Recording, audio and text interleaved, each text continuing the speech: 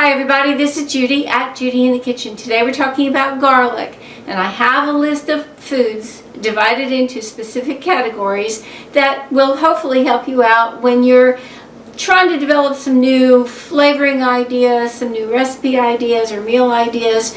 Then you want to include some garlic in there.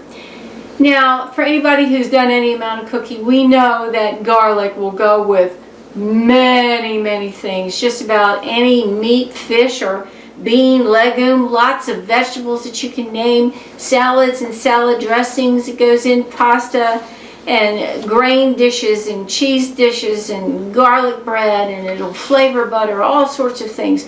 But I do have this specific list for you for those who would like a few more specifics on top of that.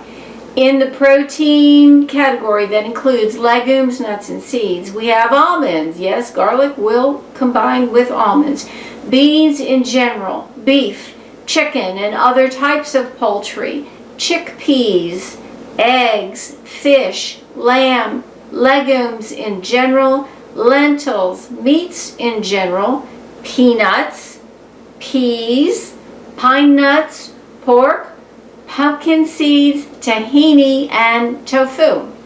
In the vegetables category, we have artichokes, asparagus, beets, broccoli, broccoli rabe, carrots, cauliflower, chard, chilies, eggplant, escarole, fennel, greens like the bitter greens, including kale and collard greens and mustard greens and turnip greens, leeks, lettuce, mushrooms, onions, potatoes, shallots, sorrel, spinach, squash, and that includes summer squash and winter squash, tomatillos, tomatoes and tomato sauce, yams, and zucchini. In the fruits category, garlic will go with lemons, olives, and oranges. In the grains and grain products category, there's bread, breadcrumbs, corn, couscous, noodles, especially Asian noodles, and pasta.